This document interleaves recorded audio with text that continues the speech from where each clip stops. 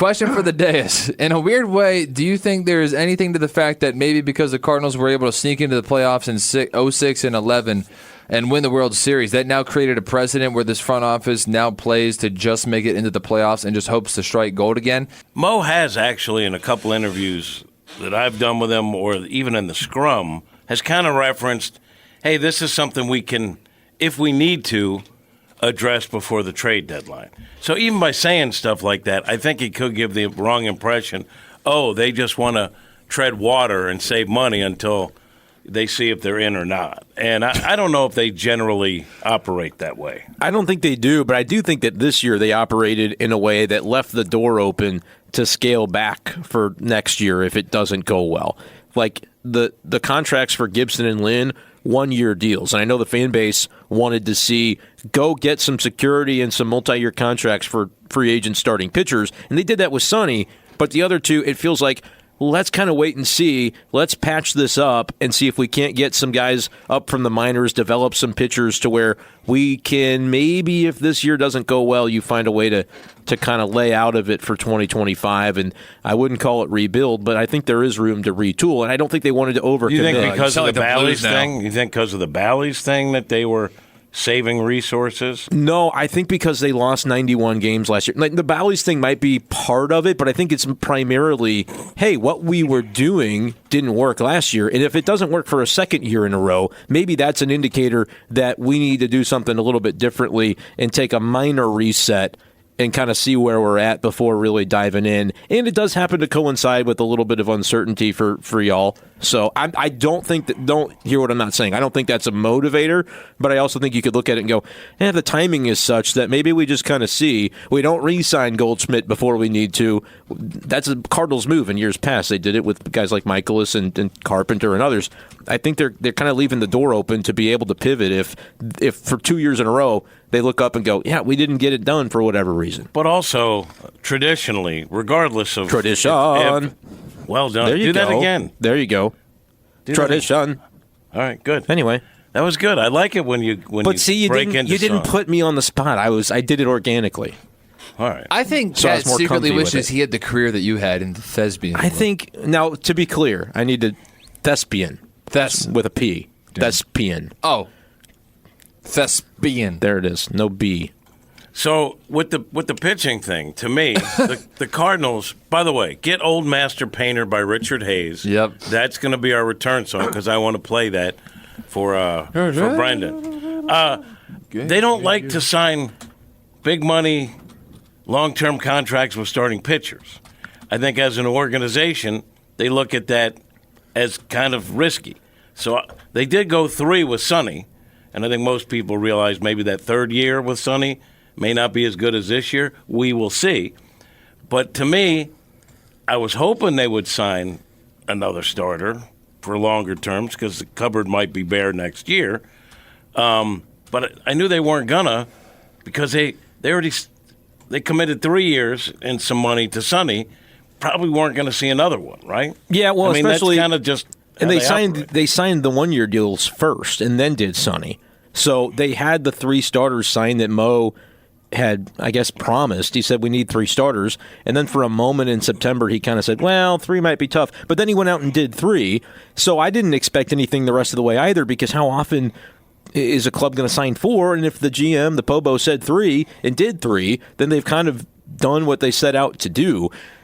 And so I didn't expect it either after they signed those guys. And the other part of it is, again, what do they want to do long term? They don't like to overcommit on years. You look at a contract like Steven Matz, in that offseason, they felt like they needed to get somebody. And so if you look back at the years where they did give those 4- and 5-year contracts, a lot of them have turned out maybe either regrettably or just a little bit below expectations. We played that game yesterday. Which was the worst contract the Cardinals have signed in free agency? The worst one? Yeah, Brett Cecil. What'd you come up with? Brett Cecil was the winner, not great. but Texers wanted Mike Leake. Well, I was going to bring up Leake in the context of like the years where they have felt, hey, we need to go out and get a guy who's going to be here 4 or 5 years and get some security there.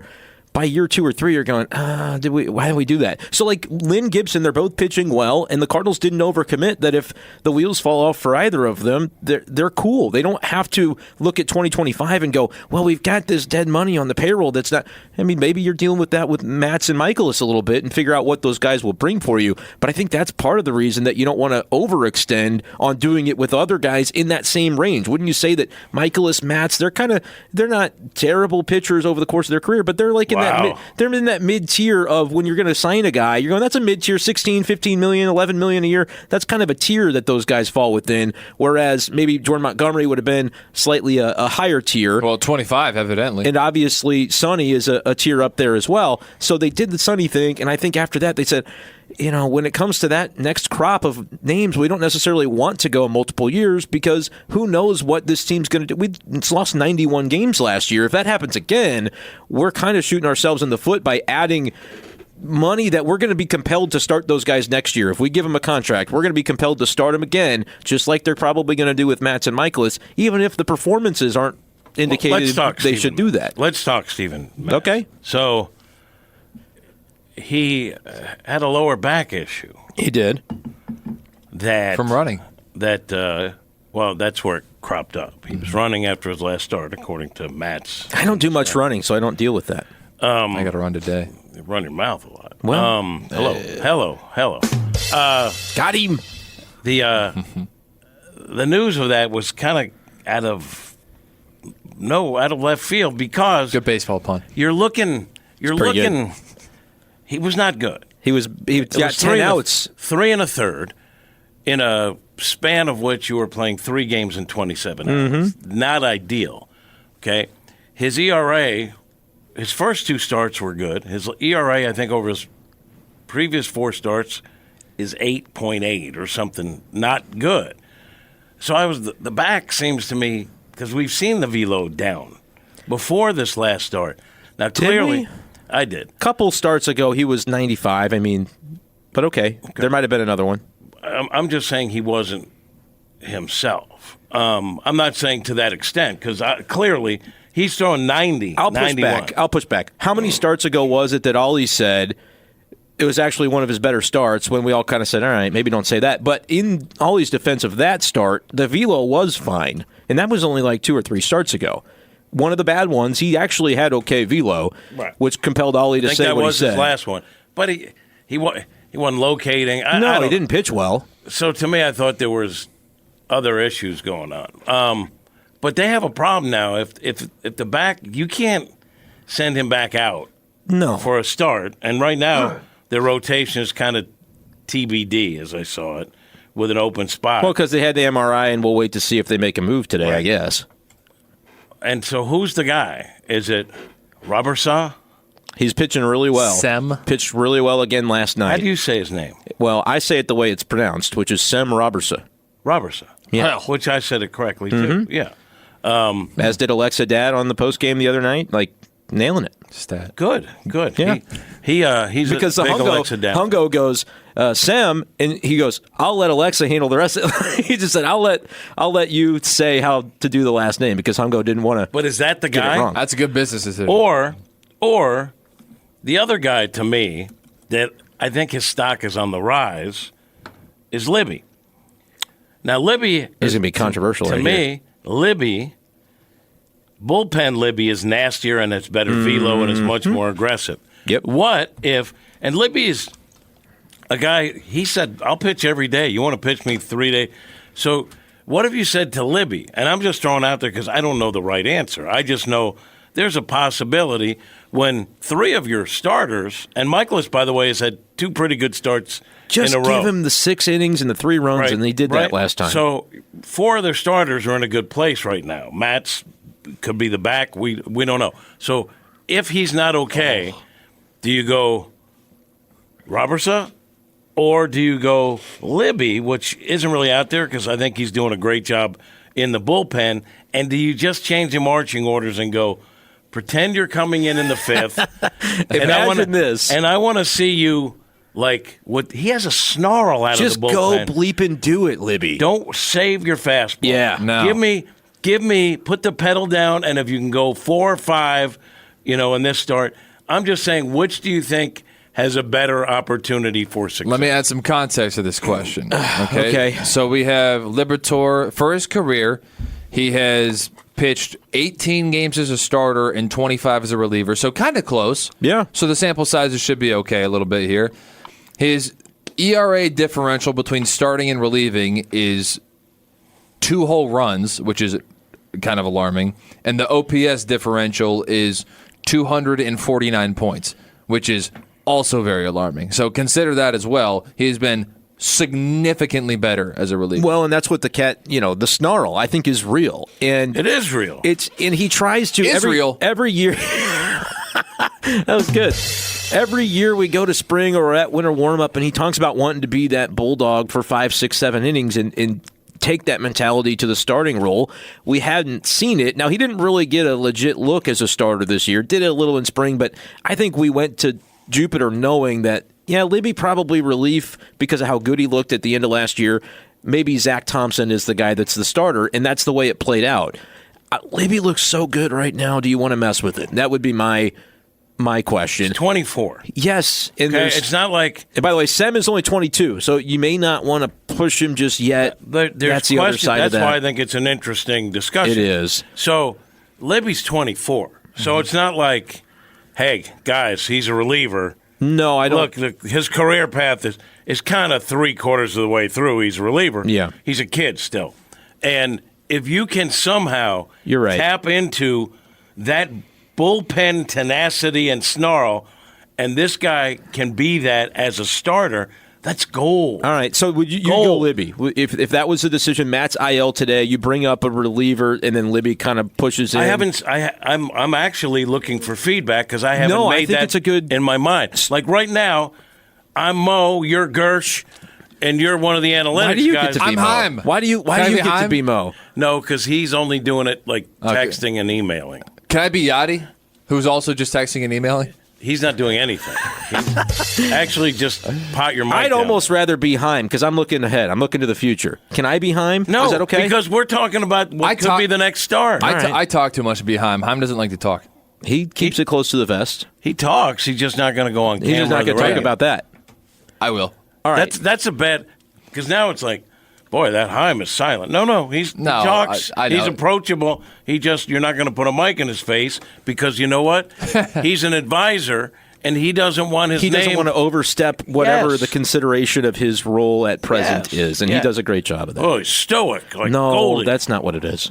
That's not what it is. Okay, so you're wondering, Libby. I wouldn't have necessarily I'm just framed saying, it is that a good possibility? I wouldn't have come in this morning if Kat wasn't here and Cole asked me the same question. I wouldn't have been thinking the Libby track because my mindset was sort of, Libby, if it ain't broke, don't fix it. You're finally really getting some great production from him. But it takes me back to when Carlos Martinez was here, and it was always like, oh, he's great as a starter. You look at those 3 years he had as a starter, nobody was doing that. Like, he was a true ace caliber starter if you look at the numbers for a 3-year span. Then he gets the injury. He kind of goes to the bullpen because of the inability to build up at that point in the summer. And then the next year it's like, okay, he's going to ends up in the bullpen and doing a nice job. But my thought was always a really good starter is always going to be more valuable to a team than a real good reliever. Even if you're Ryan Helsley and you're the best reliever in baseball, a guy with that potential, I can see the draw of wanting to say, yeah, but if he could stick it as a starter, you're talking about a guy that can really make an impact in 180 innings instead of 65 innings. And it's just math. He's going to have a better impact. So you kind of are leaning me into the idea of going Libby. I do think, very excited what Sem is doing, but because of his age, do you want to rush it? Maybe you do, and he's the one that sticks, and suddenly he's a number 3 for the next 5 years, and you just stumbled upon, like, he was ready, and the trade worked out, and everybody's happy. But I want to see it a little bit more at Memphis, just for his own benefit, because we've seen what's happened when the Cardinals call guys up, and they start him in the bullpen. That little track hasn't really worked in recent years to go, he's a reliever, let's get him to the big leagues, and then he's going to start, and then he's going to... I'm not entirely sure. With Libby, maybe it doesn't work out, but like you said, 24 years old... It's not as though it's too late to find out and we know what he is by now. Maybe that's the sentiment. But when you think about the guys that the Cardinals have had that go on to success elsewhere, has that sort of been the deal where they've maybe not given long enough of a leash and stuck with the process on certain guys long enough to find out that actually, hey, they can do this role. We just have had such pressure to win in St. Louis that we see him for a little bit and we go, no, this doesn't look some right. Of his starts were not. No, they were great. bad, Yeah. but guys can be bad for a while and then be good, especially when they're early 20s in their age range. And so, to your point, I don't think Liberatore. If I'm skeptical of do you need to rush Robertson just yet? Let's see it a little longer. I wouldn't have pitted it to Robertson versus Libby. I would have gone Robertson versus and I don't think Zach Thompson coming back yet would be necessarily the way because the velo was down and the mechanics were needing to sync up, and it might be better for him to continue doing that in AAA. The name I thought of, and it may not make people hoop and holler with excitement, but I said if you just wanted to kind of play it safe, you could just bring Palante back and have him throw 4 innings, 5 innings as he builds up. Oh, and my goodness. I didn't say it was going to be exciting to anybody, but if you wanted to play it safe, that could be especially if this thing with Matz is minor and it's going to be just a 3-start miss or whatever, you could do that. Now, I'm not advocating for it, but that was in my mind going, well, if they wanted to play it safer than going Sem, they could go with Palante. But Libby's interesting. I'm not opposed to it because you're talking about a team that could use a spark to find somebody with some upside. And if Liberatore, like you said, you might have to coach the mental side of, hey, just pretend it's a burst and give us what you have, and if it fizzles out after 4 innings, then it fizzles out. But it could be interesting. I don't hate the idea the more you talk to me about it. I don't like typecasting a bunch of 20-something-year-old guys, low 20s. I guess What about 29? You typecast me at 29? Yes, I think you are probably the broadcaster. You have your own style that you're probably going to have in 10 years. You are who you are. You've developed And yourself. we're all going to end up working for him. Well, that's not We're all right, going to end but- up working for him. Yes.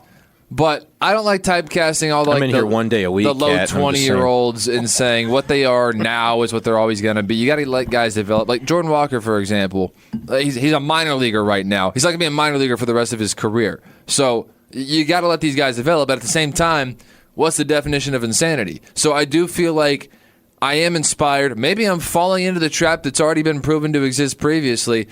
I am kind of interested, and also because I may be less interested in the alternative options, but I've seen Matthew Liberatore pitch really well at the major league level. Not in the role of a starter, but I've seen it as a reliever, and I don't watch minor league baseball, so all these names are throwing at me. Haven't seen him pitch, don't know a darn thing about him except for their name. Weigh in anyway. When has that stopped you before? You know what? Fine. Give me a take on Sem. Oh, I think Sam's got a hell of a name. And I'll leave it at that. Okay. But Context is. I'm trying to teach him. Context is important on a lot of things. He's under your wing. He's like the baby bird. No, he doesn't that want to you're gonna- be. He's under Cam's wing. No. Oh. Well, here's why. Because I find that the people who are the closest to the team have the toughest time relating to actual fans and have tough times actually talking like fans, and that bothers me. So there's a middle ground, and I'm trying to find it.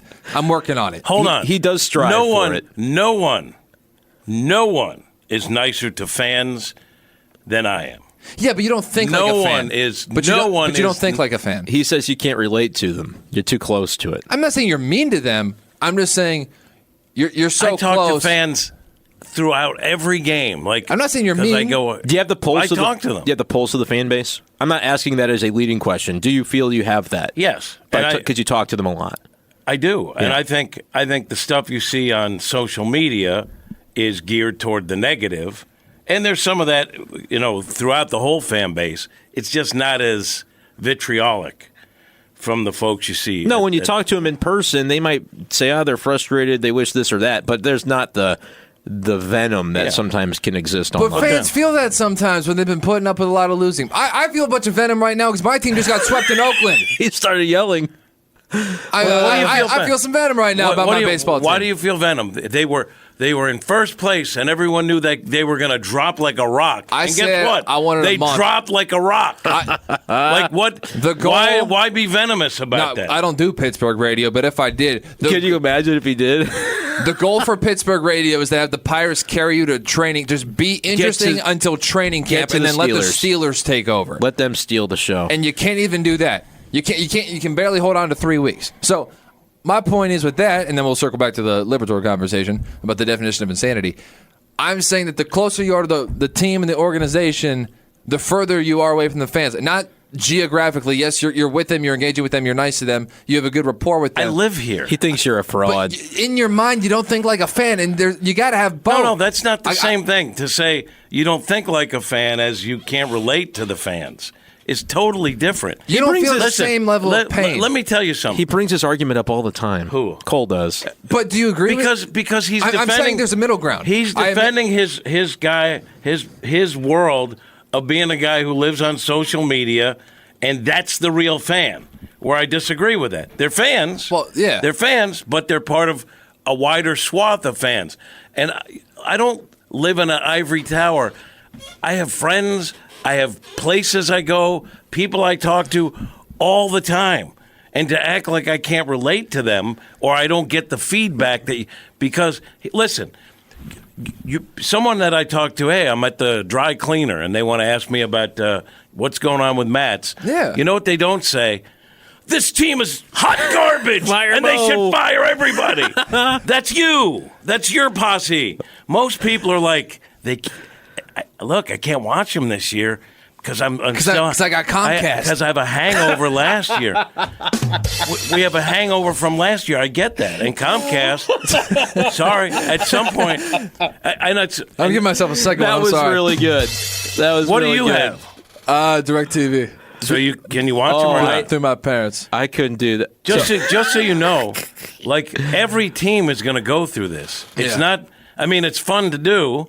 But every team, because it's like a game of musical chairs right now with Major League Baseball. Yeah. Ask which networks are doing great and have every carrier. Howard! There's like They've been asking for that drop all day on the text line. There you go. I don't know why, but it's been out there. What is it? Who's I don't know. He said coward. Okay. Is there a story to this? I think both of you were actually out when we did this. It may have just been me, Cam, and Maddie.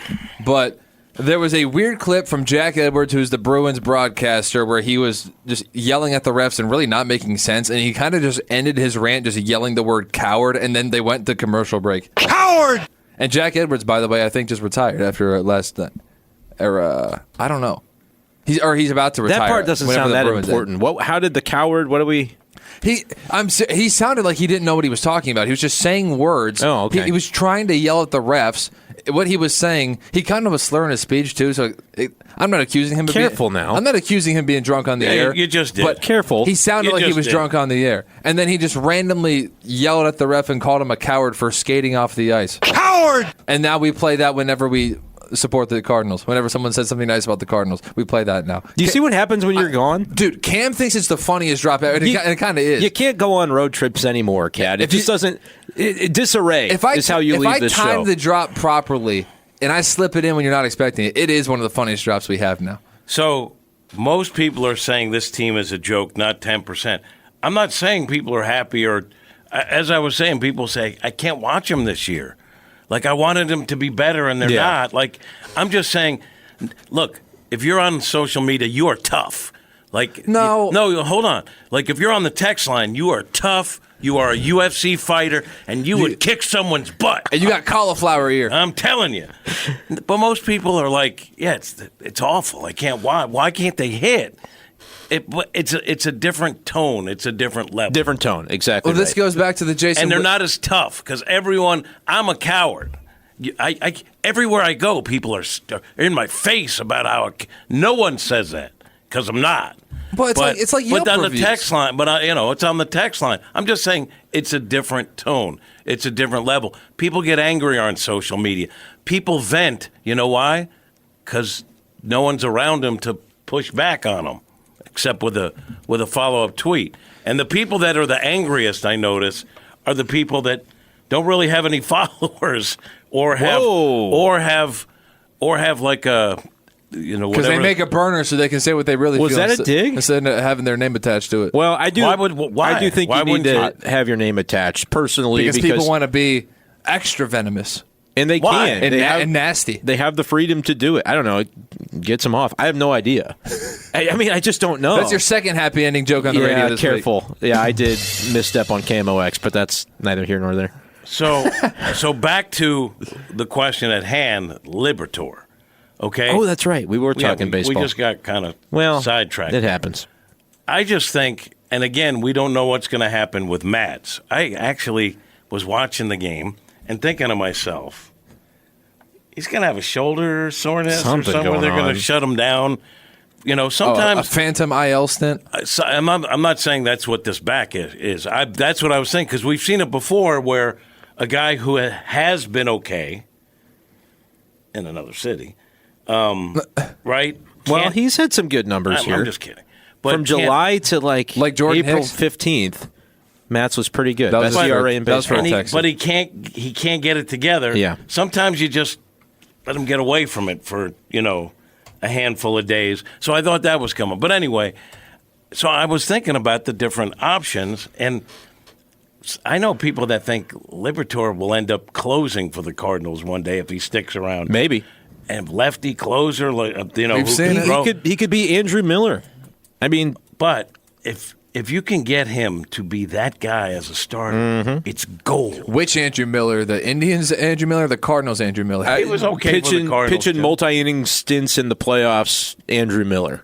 The guy that he was pitching in like every other game, 3.5 innings and striking everybody out. That guy. Johnny in the Berg, he says, Mo says that we want to be competitive, but Cardinals play to win the division and get into the playoffs and then just hope for the best.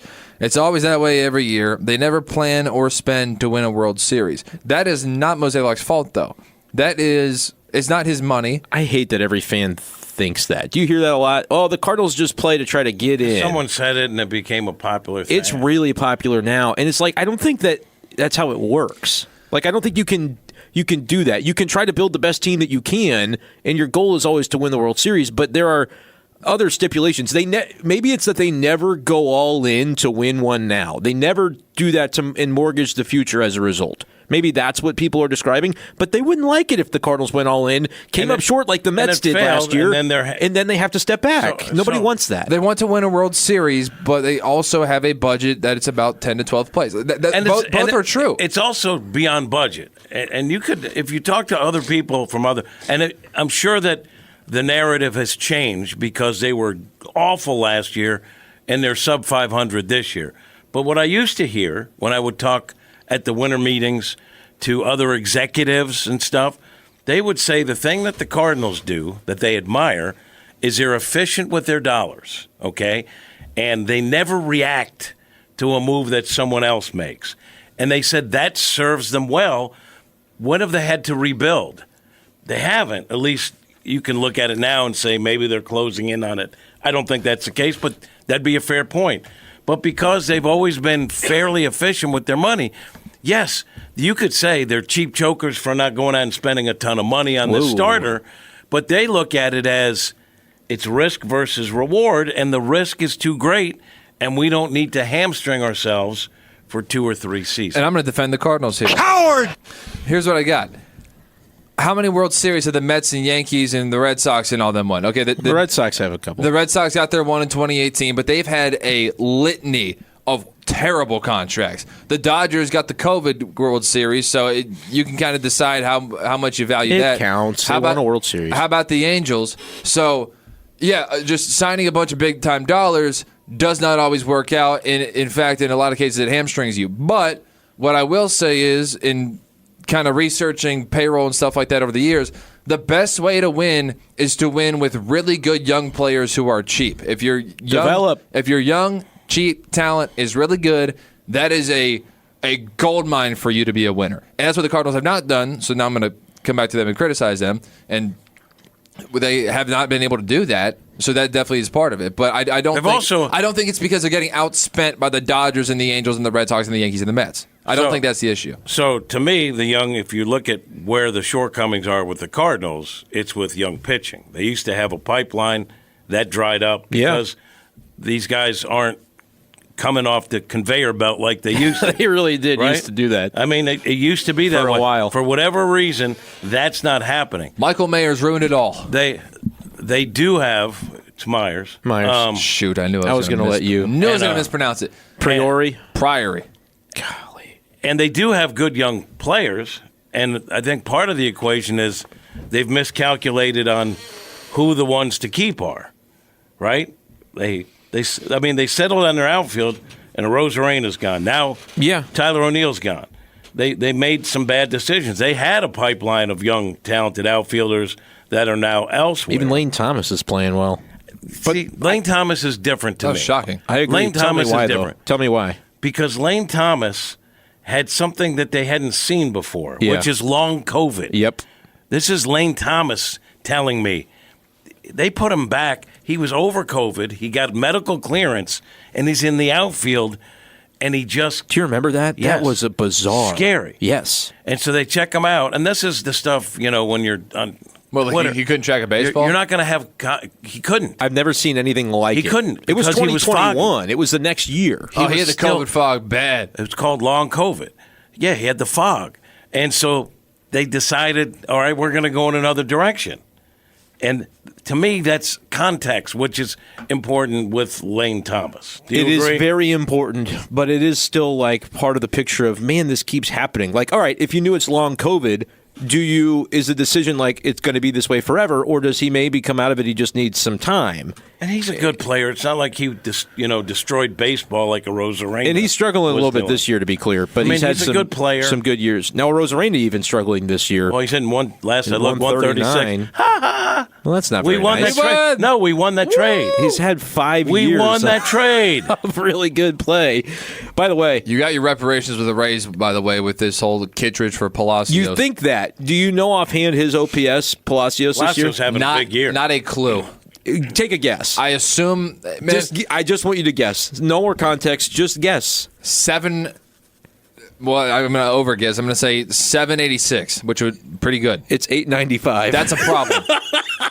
Okay. Now, fine trade. Kittredge is amazing. I'm going to defend the car. He would have been the I know. sixth He wouldn't have played. Well, actually, he would have played because everybody got hurt now in he the would have outfield. So played. he actually would He'd have. be everyday center fielder. It would have been him instead of Victor. Oh my gosh! It would have been him instead of Victor Scott. This could have been. He could have been in the lineup. He would have been in the lineup. But you didn't know that at my the whole time. defense of Palacios, or the Palacios trade, was you just traded your 6th outfield I option agree. for a reliever who's actually good and an all-star. Please don't get bent out of shape about the trade. But then he actually would have started because he would have been in center instead of Victor Scott. Oh no! You couldn't have known that. Kittredge also, to be Is fair, awesome. he was really coming off. He's great. Yeah.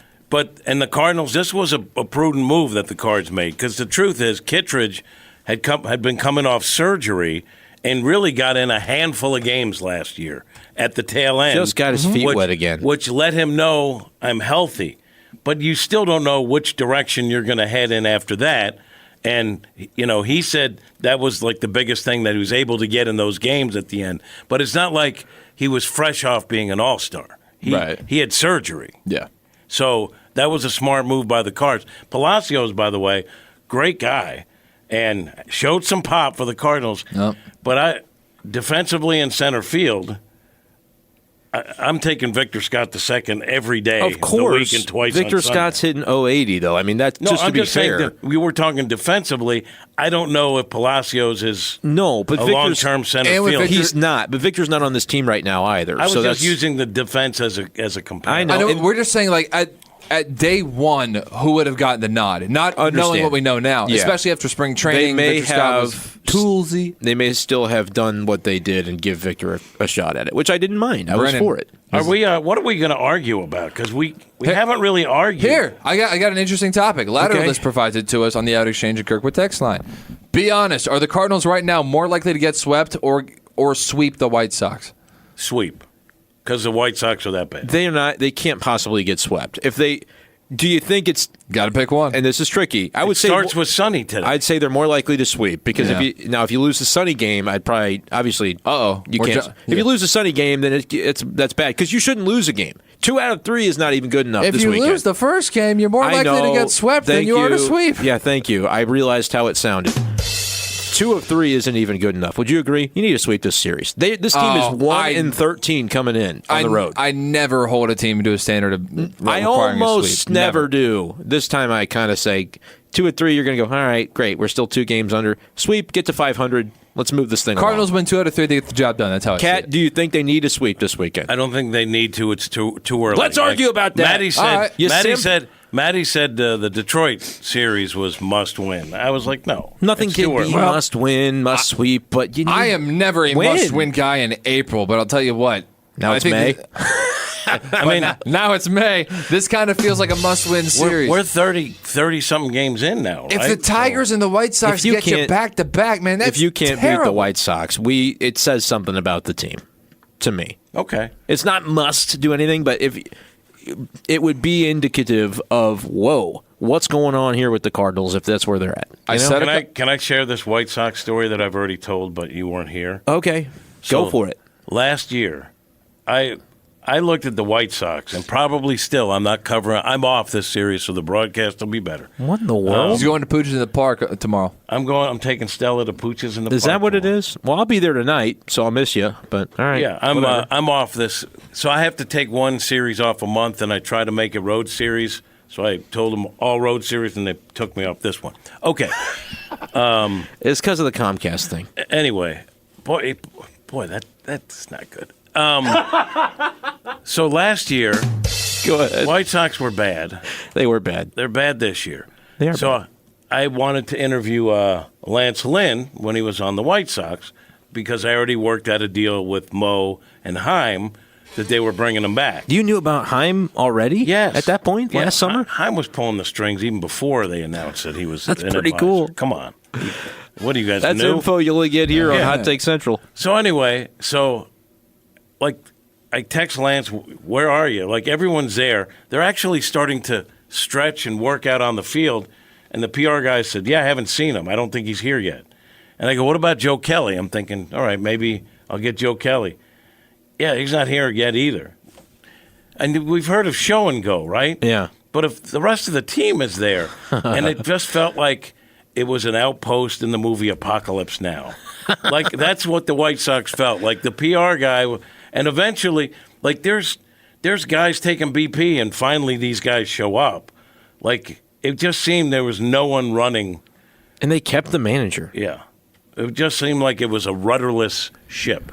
Charlie's premium subscriber, Ken, he texts us from Poplar Bluff, loyal listener to the show. He says, do you really think that it was a good idea to send Walker down? I think a struggling Walker in the lineup is better than Ciani. I sure hope they don't screw up Walker. Well, they play different positions. Different spots. And I think they had no choice because, let's be honest, you had a guy, I mean, Ciani had 3 hits in that last series, good for him, but he was at just a shade over 100. Right. Walker wasn't hitting. And when the big boys aren't hitting, right, you can't have other guys hitting 100 or 200. And so I think Walker's been in, 2 or 3 games at AAA. They wanted to give him time to just work on some things in the cage with the coaching staff to try to help him get it back. He's 22, is that correct? No, he's only 21 to my 21. understanding. I think he turns 22 this month. He'll get it back. Sending him down is not something that will destroy his momentum. He'll be back, and hopefully he'll be even better than he was last year. And when you're going through it at the way that he was, I don't know that you're just going to find that as a 21-year-old at the big leagues. So at some point, they really tried. They kept him, and they tried to get him in there. But then once you saw him getting more sporadic playing time, I think at that point it made sense. And like the Cat mentioned, to the point of the question, it's not comparable to say Ciani versus Walker because they're not sticking Walker in center field. Now, you could move Nootbaar to center. I get that. They've been reluctant to do it. And I just think at that point you might as well allow Walker to go. Now, Walker was 0 for last night in Memphis. He's still kind of finding it. But I think long term he's going to be okay. But the Cardinals do need him to be. Like, if you would say biggest disappointments on the team so far, look, Goldie and Arenado have got to be better. But I really did think, all right, Walker had a nice rookie campaign, 780 OPS. What about Gorman? Gorman and Walker would be my 2. Because I thought they would take a step forward from what they did last year, which was good for both of them. And then what we've seen is a step back. Now, I know Arenado Goldie, you could go obvious there, but I really do think, too, man, Walker Gorman, that was supposed to be, you could have a real kind of 4-pack in the middle of that lineup, and now all 4 of them aren't performing. That's what I thought. I thought they would outscore teams. I thought the rotation looked good on paper. Would be better than last year, good enough where if you're scoring runs, you're going to win a lot of games. The job he does is good. Good. And then, so the script has flipped. How different is grade the rotation relative to your expectations so far? How has it gone? Oh, my gosh. An A? Better than what you thought or about what you thought? The rotation? Yes. Better. Way better. Better. I don't disagree. I knew you would say that because you came in thinking Lance Lynn would be a 4.5 ERA, and I very much did not. I thought he'd be doing what he's doing. But I was. Oh, you thought it'd be sub 3? I thought it would be in the 3s. I believe I said, he could be 3.5, and people were saying, well, Michaelis is your 2. I said, folks thought, well, he should have signed one of Lynn Gibson because you don't have any upside. I'm like, Lynn can be your upside. He will strike guys out. He could be your number 2. I think at this point I would argue that he is, if it's not Gibby, because he's been really good too. He's been great. He's been fantastic aside from one inning. And I can't believe it either. Forget the rotation. The guys they brought in have been outstanding. The starters they brought in. Yeah. And I thought Lance would be good. Yes. I like him. We have a relationship. He does need to go a little deeper into games, though. That's true. But Gibson's been the guy who has been unbelievable. He's not had a start fewer than 6 innings. All of them have been ridiculous. 6+. Yeah. And if you took out, and I hate playing it, but it is true. Play it because you should. That 6-run first inning in his second start. Yeah. His ERA is going to be a tick over 2. Yeah. It is a statistical anomaly, so if you want to portray the data accurately, you could throw it out. And then you can ask, why is it an anomaly? There was maybe some scuttlebutt if he was kind of tipping on some certain pitches, and they quickly addressed it, if that was the case. So maybe that was an explanation. And he's also, behind the scenes, like the most regular guy. He's awesome. Starting pitcher. Yeah. You will ever find. Good, because those people are quirky and they do their things their way and inconveniences other people. He would do an interview on the day of a start. I bet he would. But you wouldn't ask him to, but he would. No, and I don't think he would do it because he doesn't want to show up the other starters, 100%. right? But I would. He's also the guy, hey, you're going to take the first game of the doubleheader, right? Like, anything's fine with because he's just a regular guy. Yeah. And he also is pretty honest. Like, he's like, yeah, I threw some bad pitches, but that's pitching. Like, he's like, yeah, I didn't know what I had until like the second inning. I had to figure it out. He's pretty honest, and he's pitched really well, and he's fun to have around. So you guys excited about Yachty coming back? Oh no, they tried with that. Maybe he'll turn up. I thought maybe he was going to be the manager. Maybe tonight he'll be there. It's all good. I thought Heim was going to be the. I was quite certain that. Careful on the Heim thing, because if you asked me today, I would still tell you. That's my prediction. No, I'm not saying he can't be in the future. Okay. My argument was he wasn't running it. I think you were arguing against nobody. You were arguing against yourself, because I don't think anybody said he was running it. You're going to go, fingerprints were all over. People made the connection that, hey, a lot of the guys they brought in, is it fathomable that he could have been consulted and could have been asked about some of these guys? There are connections to be made. Yes. And it's okay, Kat. It's okay if he didn't orchestrate the offseason. Yeah, I know it really upsets you that people say he did. Time out. It is perfectly fine if there are conspiracy theories wrong. So what? I would also agree with that. I could laugh when they're wrong. I know, you're like, laugh. You're not at the ballpark. You don't know that. You don't know that. So what? If they have a conspiracy theory that Heim Bloom was behind the trade, if they're wrong, so who cares? It's a conspiracy theory. They're trying to put on their Sherlock Holmes hat with the bill going forward and backwards. I like to promote the fact when I've argued about things, and I'm not going to remember exactly who I had to argue with, where in the moment there's no proof one way or the other, but it turns out what I was arguing was correct. And I'll also take the L when I was wrong. Like I thought Tyler O'Neill would have a big year last year. Okay, so I thought he'd have a big year this year. I don't think there's anything wrong with going back and saying, yeah, this was said quite a bit on this particular radio show. I have no problem with low-hanging fruit doing a podcast about Heim Bloom, possibly wait a minute. at the time of the news. Hey, that's not where I said it came from. I don't think we did that. You just incriminated him. I thought you guys definitely mentioned or had a whole segment. It's okay to mention. I've never seen it once. I've never seen it once. Now that I believe. When you do a podcast every day, in November and December and January, and something happens that I'm going to have a podcast about it. Yeah, I am. And that's fine. I don't know if we did low-hanging fruit, though. I think it was maybe just a solo. No, you and Charlie did something together. Here are the connections to the guys that Heim might have had familiarity with and brought in. I always give context, though. I try to. But it's okay to talk about. Kat doesn't like you to talk about. Can I say this? No, I'm fine when you talk about like the last episode that you guys did. You titled it, Cheap Chokers Are Going to Cheap Choke. Well, and I thought that was too much. That's what they titled it. Was that an editorial decision? Believe that. Was that an editorial decision that was made by Marlowe? Perhaps. No, he didn't. But he does. He puts it on. Throw him under the bus. I think he actually did. The Cardinal offense is whatever. Like, it's horrendous. He really tries to. And he told me you can do that a little bit with the negative headline as long as you contextualize within the video. And I still try to do a little more on the side of careful. But there are times where it's necessary, where you can title something because it's even if it's a little bit critical. Because you want fair. clips. Listen, you want clicks, but you can do it in a fair way. I want to get back to doing YouTube, and I hear about I've that. seen that. Cat's Corner has been pretty empty recently. Well, because I've been dealing with a bunch of stuff. Well, I know you're a busy guy, but you have a son too. I see it. I'll find it. I see the thumbnails on YouTube. I think I've gotten my on my thumbnail feed. game There's going. boxing, and it's always like this middleweight puts this guy, on his deathbed, and the guy has blood on his face. And I'm like, I remember that fight. It wasn't so brutal. They put blood on the guy's face. No, I don't do that. No, there's other ones where it's like this heavyweight fights the biggest monster you've ever seen, and I'm like, I've never seen that. Hold boxer. on. Charlie's got big weekend plans he wants to tell us about. Saturday or Sunday, I'm hanging out with my son. So that's Charlie's weekend. Yeah. So I see some of that. You guys don't have That's kids. all I'm saying. Here's one. Here's a recent thumbnail I made. I put on there the home runs ranked 30th. They're ranked 28th in runs. You make it. There's a little cold emoji on there to indicate the offense is cold. See, this is where Charlie's brilliant. Charlie told me some stuff on how to. Like, that's too cluttered. Charlie would tell you, and I think he's right. Actually. Well, like Charlie, no, he knows his stuff. Honestly, like, he's really smart. Yeah. But he's brilliant with that stuff. he does a great job. I'm going to keep doing what I do though, because I think there's an angle to some of this. I hear you though. I think if you pop out some text on there, it can work.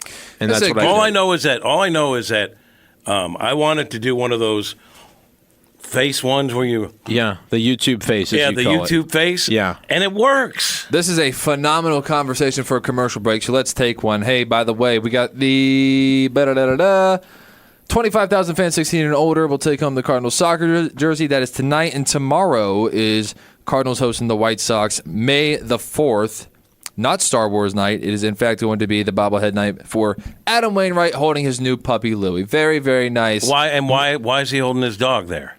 Because that was the gift that he received for retirement. No, but why? Not, why Context. in the bobblehead on Saturday, why is there a dog? Because there's courtesy of Purina. Pooches in the park. The Pooches in That the as park well. day. You know, I see Adam Look at his Wainwright as face. being the star Look of at the his show, face. actually. You've got the piece of paper in front of you, don't you? It does not say Pooch in the park. All right. Courtesy You know, of Purina. you know Visit who the star of the day cardinals.com/promotion. Saturday will be?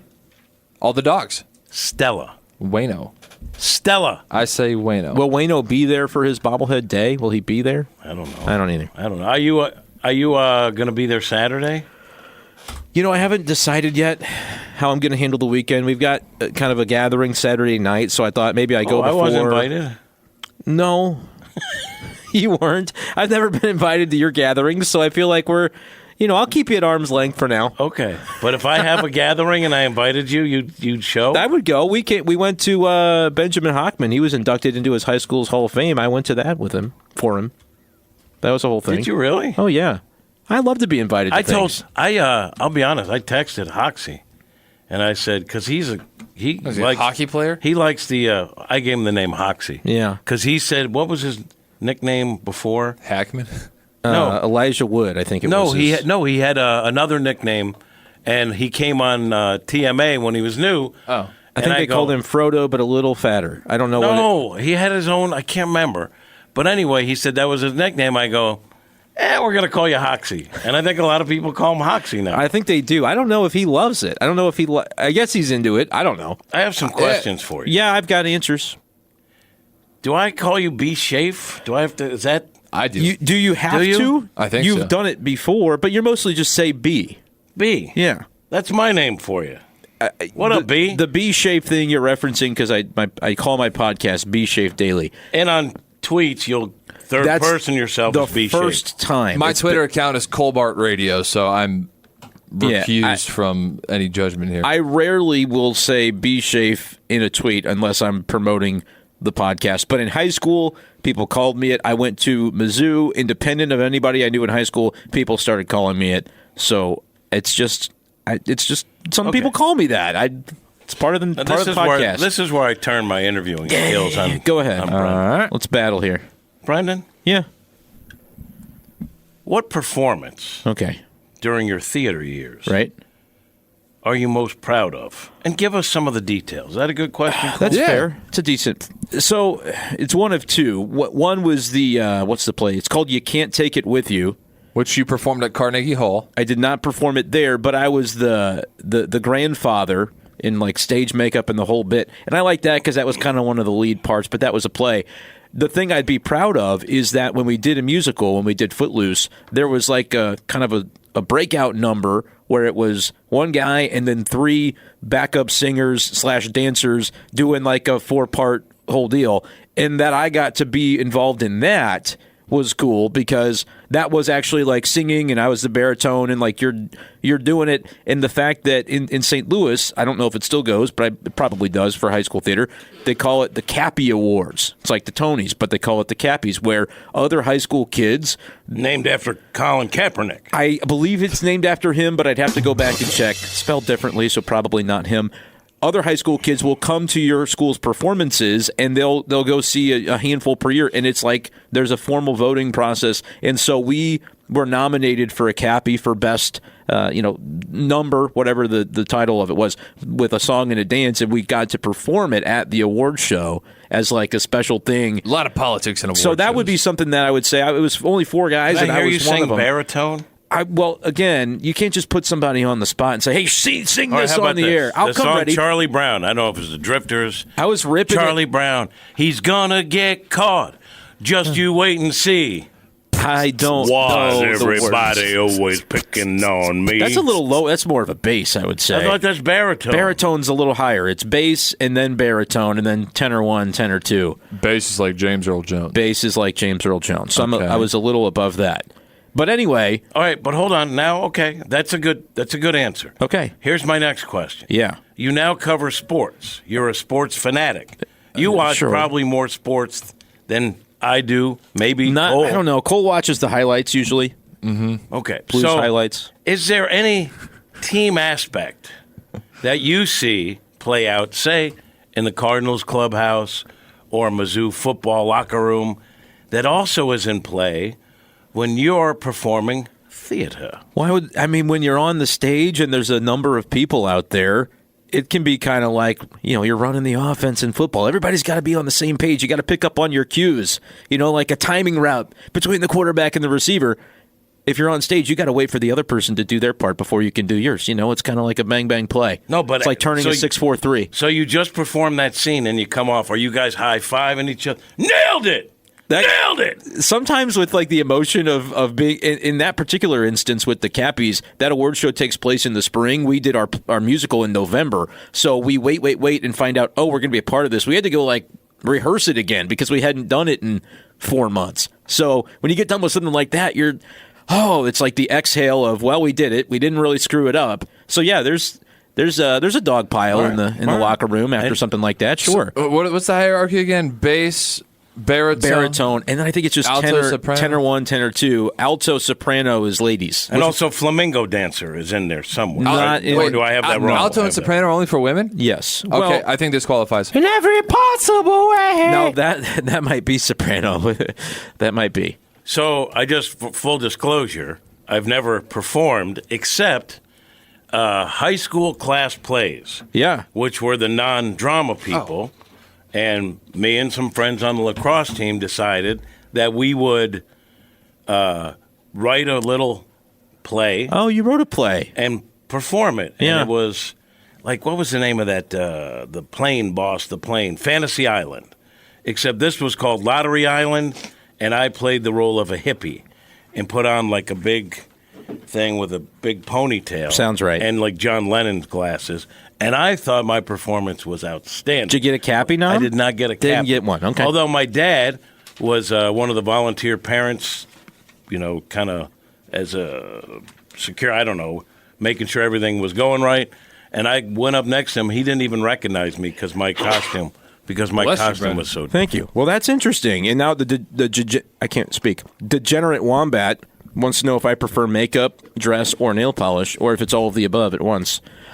I guess over the course of my life, I've done each of those things. Makeup on stage, nail polish from time to time, and I did dress up as a witch for Halloween one year, and that was a Goodwill dress that worked perfectly. And those photos are out there somewhere on social media. If Cole's never seen them, you could track them down, and it would be a site. It would be something that would end up on the text line every Friday. I like this text from Wombat. He says, "Happy 2 Simp Fridays." Obviously, Mizzou Simp and Cardinal Simp. Yeah, that's pretty good.